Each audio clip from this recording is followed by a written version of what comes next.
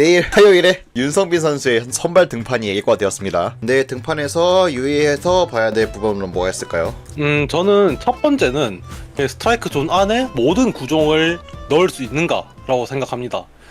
안녕하세요. 야구 없는 월요일, 꽃겨울 없는 꽃겨울팀 라디오 편집자 제보크입니다. 사실 여태까지 월요일 영상을 그냥 주간 리뷰, 주간 칼럼 이렇게 불렀었는데 작가님이 네이밍을 하나 하셨다고 하길래 한번 들어보겠습니다. 제목이 뭔가요? 네, 안녕하세요. 작가 윤우입니다. 주간 그리고 야구 이 두 단어를 두고 어떻게 좀 좋은 이름이 없을까 고민을 하다가 주야장천이라는 사자성어로 생각을 해봤습니다. 밤낮으로 쉬지 않고 늘이라는 뜻인데요. 월요일에 영상을 찍음으로써 시청자 여러분들이 볼거리가 일주일 중에 끊이지 않게 만든다는 점에서 꽤 연관성도 좋고 주간의 주 그리고 야구의 야 이렇게 글자를 따서 라임도 맞췄고 제가 원래 창의력이 안 좋은 편인데 저 치고 괜찮게 이름을 만들었다고 생각을 하는데 좀 어떤가요? 좀 오래 많이 고민하신 게 느껴집니다. 사자성어 같은 걸 쓰니까 좀 확실히 무게감도 좀 느껴지고요. 괜찮은 것 같습니다. 저는 뭔가 당일 경기 영상도 리뷰라 가지고 월요일에도 좀 리뷰라고 하기는 좀 그랬으니까 굉장히 괜찮은 네이밍인 것 같아요.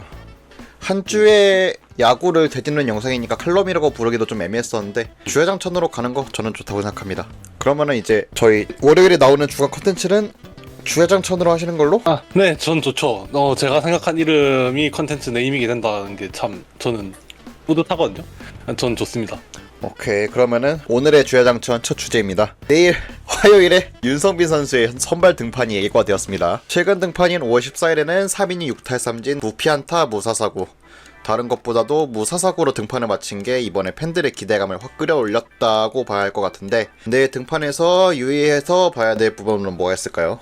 저는 첫 번째는 스트라이크 존 안에 모든 구종을 넣을 수 있는가라고 생각합니다. 포심은 꽂아놓고 뭐 변화구는 떨어뜨리고 이건 사실 그 윤성빈 선수의 제구력을 생각해봤을 때 좀 말도 안 되는 과한 기대치라고 생각을 하거든요. 그래서 변화구도 존 안에 들어가도 상관없으니까 그냥 존 안에 모든 구종을 넣을 수 있는가 없는가 이게 좀 판가름이 될 거라고 보고 아마 내일 같은 경우에는 포수도 홈플레이트 한가운데에서 반발짝씩만 왔다 갔다 할 겁니다. 제구가 불안한 투수에게 있어서 포수가 뭐 타자 몸쪽에 과하게 달라붙는다던가 아니면 바깥쪽에 빠져앉는다던가 이런 건 오히려 독이거든요. 윤성빈 선수의 포심 그리고 종 슬라이더는 존 안에 넣을 수만 있다면 그 자체로도 어마어마한 경쟁력을 갖췄기 때문에 본인 스스로도 그 내일 뛰어넘어야 할 허들을 그 정도로 설정했을 가능성이 매우 높다라고 봅니다. 확실히 윤성빈 선수가 워낙 피지컬이 좋으니까 구종들의 구위나 좀 변화가 많이 좋을 거라고 생각이 되거든요. 그래서 굳이 세밀하게 코스를 포수가 설정하는 거는 지금 당장은 좀 도움이 안 될 거라는 말씀인 것 같네요. 윤성빈이 원래 구종이 포심, 슬라이더, 스플리터였는데 이건 안 바뀌고 그대로 갈까요? 아니면은 좀 구종의 변화가 있을까요? 저는 그대로 유지했을 가능성이 더 높다고 봅니다. 지금 한창 변화를 주는 부분이 투구 메커니즘을 정립을 하고 일정하게 던지는 연습을 하는데 전력을 다하고 있는 투수가 지금 당장 구종에 변화를 줄 정도까지 신경을 쓸 수 있냐? 하면 저는 그거는 무리라고 보거든요. 그래서 그거는 아직 사칙연산을 완벽히 못하는 학생이 방정식을 배우려고 달려드는 격이다 이렇게 생각을 하기 때문에 직구, 뭐 슬라이더, 스플리터 이 세 개는 그대로이지 않을까 생각합니다. 확실히 안 잡혔던 제구 때문에 굉장히 오랜 시간 동안 많이 헤맸었고 이전 코치들도 굉장히 여러 명이 바뀌면서 투구 폼이 계속 많이 바뀌면서 이번 등판에는 좀 정립을 해가지고 가지고 오려고 하는 것 같은데 확실히 구종을 늘리는 거는 시기상조라고 볼 수 있겠네요. 그러면은 그 다음은 뭐가 중요할까요? 이거는 경기 중이 아니라 경기가 끝나봐야 자료가 나오든 말든 하는 거긴 한데 회전수가 정말 중요한 부분이라고 생각합니다. 작년에 윤성빈 선수가 회전수가 SSG전 선발 등판이었던 걸로 기억을 하는데 이때 2000까지 떨어졌어요. 원래 회전수가 2400에서 2500씩 찍히던 선수였는데 작년에 2000까지 떨어져 있는 걸 보고 와 이제 진짜 안 되는 건가 싶었거든요. 이렇게 그 회전수가 훅 떨어지는 경우에는 보통 이제 투구 폼에 적응을 못해서 공을 똑바로 채지를 못하는 경우거든요. 소위 말해서 공을 채지 못하고 밀듯이 던진다는 거죠. 그래서 이걸 얼마나 잘 복구해서 다시 고품질의 포심을 던질 수 있느냐 없느냐, 이것도 지켜봐야 할 부분입니다. 개인적으로는 내일 등판이 사직이 아니라 회전수가 제공되는 한화 신구장, 볼파크나 고척동 같은 곳이었으면 등판하는 중간에 직관 가신 팬분들이 실시간으로 확인을 할 수 있으니까 제일 좋았을 것 같은데, 사직구장인지라 기자들이 왜 중간에 이 선수 RPM 이렇습니다, 이 선수 구속 이렇습니다, 이런 거 올려주기도 하거든요, 트위터에. 아니면 이제 기사에서 다루는 내용을 좀 확인해 봐야겠네요. 재구를 잡는 것도 중요하지만 구위에 있어서 굉장히 중요한 회전수가 좀 돌아오지 않는다면은 흔히 말하는 좀 깃털 직구 같은 게 되니까 얼마나 그때 리즈 시절에 구위를 찾았느냐도 굉장히 중요한 부분이겠습니다. 사실 2군이랑 1군이랑 사용하는 공인구도 다르다고 해서 막상 내일 또 볼만 던지지는 않을지 조금 걱정이 되는데요. 이것도 좀 KBO 차원에서 통일 좀 했으면 좋겠다라는 생각 좀 들고요. 아무쪼록 내일 좀 덜도 말고 더도 말고 스트라이크 비율 한 60% 정도? 그 정도만 찍혀줘도 굉장히 성공이라고 봅니다. 좋은 결과가 좀 있었으면 좋겠네요. 뭐 그건 정말 물 떠놓고 기도하는 수밖에 없죠. 변수도 많고 아무래도 1군 타자 상대할 때는 또 심리적인 부분도 다를 거라서 좀 잘 됐으면 좋겠네요. 압박감을 이겨내서 좀 좋은 투구를 보여줬으면 좋겠다는 생각이고요. 다음 주제는 이제 불펜이 무너질 듯 말 듯 버텨낸 근본적인 이유입니다. 이거 굉장히 좀 많은 얘기들이 오갔었죠. 사실 시즌 초부터 최근까지도 불펜 조만간 퍼진다, 이렇게 굴리면 망한다, 이런 소리를 굉장히 많이 들었어요. 귀에 못이 좀 박히듯 들었습니다. 근데 지금 보면은 꽤 탄탄하게 돌아가고 있습니다. 지금 좀 약간 줄타기를 하는 느낌도 있긴 한데 생각보다 지금 괜찮게 버티고 있어요. 최준용도 복귀를 해가지고 이제 조금 더 무게감이 더해지고 있고요. 지나고 보면은 대체 어떻게 한 거지? 라는 싶은 수준인데 이유가 뭘까요? 저는 뭐 여러 가지 요소가 있긴 하지만 딱 한 문장으로 요약하면 대체 선발들이 활약입니다. 제가 저번 주간 칼럼 때 얘기했던 걸로 기억을 하는데요. 김진욱이 선발에서 붕괴되면서 원래 롱릴리프였던 박진이 대체 선발로 들어가게 되니까 그 자리를 또 김강현이 메우게 되고, 그거는 이제 불펜 전체에 있어서 엄청난 타격이라고 봐야 하거든요. 그 다른 선수도 아니고 롱릴리프가 비는 거니까 이닝 소화력에 있어서 엄청 큰 데미지를 준단 말이죠. 박진이 다시 불펜으로 복귀를 하더니 웬 기대도 안 했던 한현이랑 이민석이 각각 4선발, 1선발 자리를 메워줘 버렸어요. 저는 이게 정말 크다고 봅니다. 이민석이 5이닝을 먹고 또 퀄리티 스타트를 하는 그림 상상이나 하셨습니까? 뭐 이거를 상상한 롯데 팬분들 있다면 당장 돗자리 깔고 무당하셔야 될 것 같아요. 그래서 올해 전체적으로 기대도 안 했던 긍정적인 요소들이 꼭 불펜을 한정해서가 아니라 야수든 투수든 뭐 여기저기서 튀어나오면서 롯데가 좀 상위권에 있는데 영향을 줬는데요. 그 중에서도 이 대체 선발들이 활약이 제일 큰 몫을 하지 않았나 싶습니다. 만약에 이거 없었다? 그러면은 주에 이틀은 기본으로 이제 불펜 갈갈이 들어가면서 정말 불펜이 퍼졌을 거라 보거든요. 뭐 예를 들어서 선발이 뭐 2이닝, 3이닝 이 정도씩 밖에 못 먹고 대량 실점한다. 그러면은 패전조들이 갈려 나갔을 거고, 만약에 타격전 양상으로 흘러가서 막 9대9, 뭐 10대9 뭐 이런 식으로 후반전이 됐다. 그러면은 필승조가 갈려 나갔을 거고요. 근데 이제 이 두 선수가 버텨주니까 그래도 최소한의 불펜진 관리가 됐고, 그렇기 때문에 지금까지 버틸 수 있었던 것이 아닌가 싶습니다. 거의 막 부상 같은 악재만 있었다고 생각했었는데 생각보다 긍정적인 요소들이 좀 있었네요. 사실 대체 선발 등판일에는 오늘 좀 진 것 같다 하고 생각을 깔고 들어가는 게 일반적인데 두 선수 다 예상했던 것보다 훨씬 더 좋은 피칭을 해주면서 팀 분위기가 좀 꺾이지 않도록 하는데 일조를 많이 했습니다. 그리고 최소 4이닝 이상 먹으면서 실점도 생각보다 적었고 확실히 선발 매치업이 불리한 날에 이긴 게 좀 크다고 생각이 드네요. 뭐 당연히 박진영, 박시영 이런 베테랑 선수가 잠깐이나마 이닝을 먹어준 것, 그러니까 패전조에서 이닝을 좀 먹어줬죠. 그리고 최준용이 복귀한 것, 그리고 김강현 선수가 갑자기 맡겨진 롱릴리프 자리에서 역할 수행을 훌륭히 해준 것 등등 여러 요소들이 곁들여져서 불펜이 유지된 거긴 합니다. 그래도 이 대체 선발의 선전이 없었다면 지금 불펜은 분명히 물바다가 됐을 것이다. 왜냐하면은 선발이 전체 중에서 이닝을 제일 많이 먹어줘야 하는 보직이기 때문에 다른 긍정적인 요소들을 다 엎어버릴 정도로 좀 안 좋은 요소로 작용을 할 수도 있는 건데 잘 해줘서 유지가 됐다 이런 거죠. 박세웅과 데이비스도 탄탄했고 그 뒤에 또 다른 대체 선발들도 훌륭한 활약을 펼쳐서 불펜들도 버텨줬다라는 내용이었고요. 그러면은 이제 잠깐 타자 쪽으로 눈을 돌려볼까요? 지금 다른 야수 굉장히 다 괜찮거든요. 전민재 선수도 복귀했고 이제 고승민도 활약하고 있고 레이에스는 또 말할 것도 없고요. 근데 손혜영 선수가 지금 도저히 살아나지 못하고 있습니다. 얼마 전에 그 시즌 마수거리 홈런도 때려내면서 이제 슬슬 페이스를 끌어올리나 싶었는데 다시 타격감도 죽어버렸고 이번에 주말 더블헤드 2차전이었죠.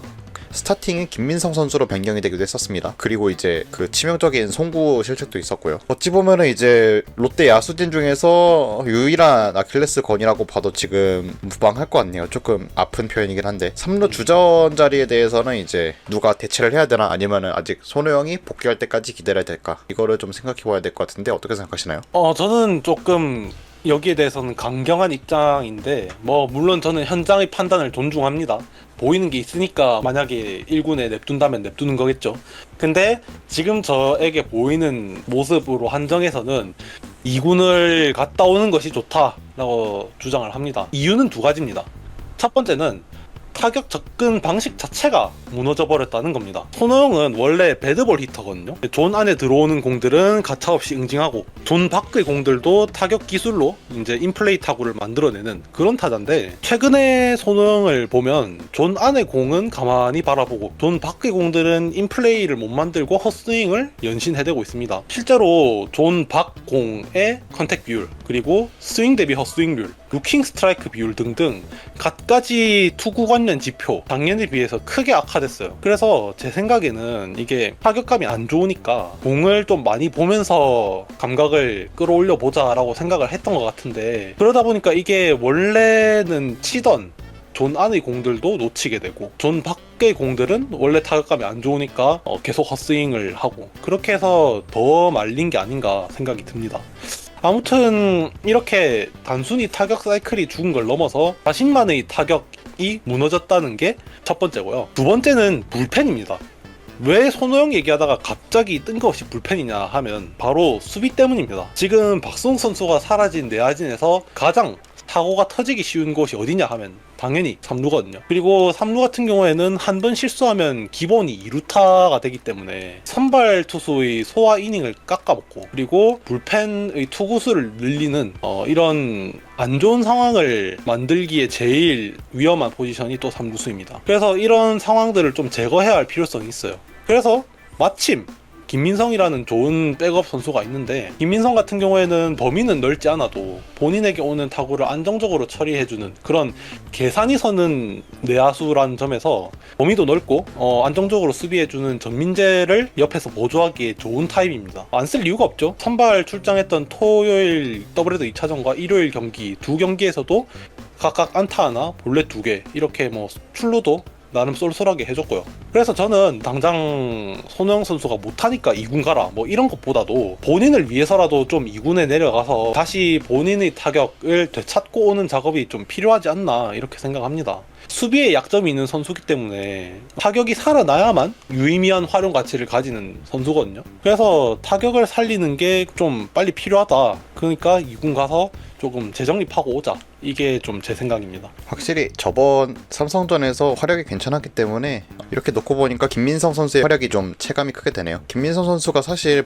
볼넷도 좀 많고 단타 위주라 가지고 뇌리에 좀 많이 바꿔치는 그런 기억은 좀 적은데 그래도 상황이 이렇게 되니까 김민성 없는 내야가 생각보다 쉽게 그려지진 않습니다. 유격수로 엄청난 활약을 하고 있는 전민재 선수를 3루로 옮기고 유격수 이호준이를 쓰는 것도 좀 그림이 이상하긴 하고요. 그렇다고 유격수 전민재, 3루수 이호준을 하자니 호준이 어깨가 좀 의문부호가 있고 김민성이 있음으로써 비로소 내야진의 그림이 조금 유지되는 모양새입니다. 자, 마지막 주제는 다시 투수 쪽입니다. 롯데에도 드디어 구속혁명의 바람이 부는 것 같습니다. 다른 팀들에 비해 유독 롯데는 맞춰잡는 투수, 피네스 피처라고도 하죠. 그런 쪽으로 굴러가는 성향이 좀 강했는데요. 올해는 드디어 흐름에 탑승한 듯한 모습입니다. 강속구를 뽐내고 있는 이민석 선수부터 시작해서 최준효 선수도 돌아왔고 정철원 선수, 그리고 인상적인 투구를 보였던 홍민기 선수, 그리고 선발 등판을 하게 될 윤성빈까지 강속구 팀이 되었다고 봐도 무방할 것 같아요.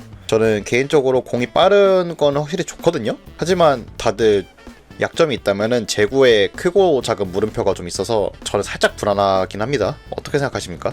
저는 팀 투수진의 구속이 오르는 것에 대해서는 그냥 적극적으로 환영하는 입장입니다. 왜냐하면 구속이 느리다고 제구가 잘 되느냐? 하면 그것도 아니거든요. 결국 제구라는 건 신체 감각의 영역입니다. 공을 손에서 얼마나 일정하게 릴리스하느냐, 팔 회전을 얼마나 같은 궤적으로 하느냐, 보폭은 또 어느 정도이며 상하체 코일링은 순서대로 잘 풀리고 있는가, 이런 것들이 투수의 제구를 결정하는 요소이지, 구속이 빠르다고 제구가 안 되고 구속이 느리다고 제구가 잘 되고, 이거는 또 하나의 고정관념이라고 봐야 하거든요. 그리고 구속이 빠르다는 건요, 마치 넓은 옷장을 가지고 시작하는 것과 같습니다.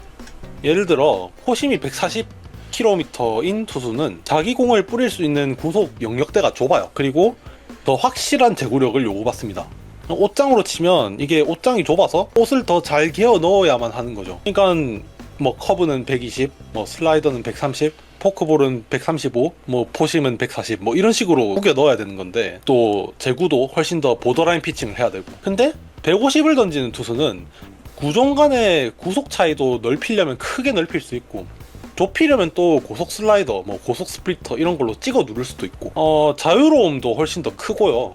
그리고 꼭 보더라인 피칭을 해야 할 필요도 없죠. 왜냐하면은 기본적인 포심의 구위가 좋으니까. 그래서 흔히들 투수의 구속을 그 투수의 고점이라고도 얘기를 합니다. 이 선수가 투수로서의 다른 능력, 뭐 위기관리라던가 아니면 마운드에서 자신의 심리 관리라든지 그런 다른 요소들을 완성시켰을 때 얼마나 압도적인 모습을 보일 수 있는가. 그래서 현장의 코치진도, 그리고 보는 우리도 파이어볼러라는 그 존재에 미치는 거죠. 그리고 그런 고점 높은 투수가 많이 생겨난다는 건 곧 팀 성적의 고점도 같이 상승할 수 있는 길이라고 생각을 합니다. 야구는 투수 노름, 이런 얘기도 있잖아요. 그래서 투수가 고점이 올라가야 팀 성적도 같이 고점이 올라갈 수 있다. 물론 지금 롯데에 있는 강속구 투수들은 제구력 문제가 좀 다소 있지만은 공이 빨라서 생긴 문제는 아니고 감각을 좀 익혀가지고 제구가 나아졌을 때 보여줄 수 있는 퍼포먼스도 훨씬 높으니까 팀 성적도 훨씬 더 크게 올려줄 수 있다라는 내용인 것 같네요. 그쵸. 팀 성적이라는 말을 꺼내니까 좀 확 와닿는 것 같습니다.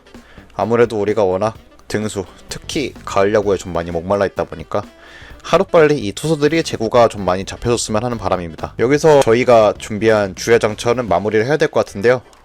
다음 주가 이제 저번 리뷰 때도 말씀드렸지만은 LG와 한화, 지금 상위권에 있는 정상결전입니다. 이번까지는 굉장히 좋은 성적을 거뒀지만 대진운도 따랐기 때문에 이번에 증명을 해줘야 된다고 생각해요. 윤성민 카드가 좀 잘 통했으면 좋겠습니다. 이걸로 완전히 분위기를 가져왔으면 좋겠어요, 저는. 일단 최소한 반반은 차야죠. 그래야 1, 2, 3등 순위를 좀 다툴 수 있는 그런 지속 가능성이 생기는데, 물론 우리 바로 밑에 4위가 5경기 차이로 좀 멀리 떨어져 있긴 합니다만, 이게 한 번 떨어지기 시작하면 또 미끄러지는 거 한순간이거든요. 지금 우리랑 최근에 상대했던 삼성이 그렇게 떨어졌었기 때문에 남의 일이 아니거든요. 그래서 최대한 다음 주도 선방해야 할 필요성이 있다. 강한 팀이랑 할 때 또 잘 잡아놔야 다음에 또 약한 팀 만났을 때 더 벌리고 할 수 있으니까. 네, 다음 주에도 승리 소식 좋은 성적으로 찾아뵙으면 좋겠습니다. 2대 팬 여러분들 시청하시느라 감사했고요. 좋아요, 댓글, 구독 부탁드립니다. 고맙습니다. 감사합니다.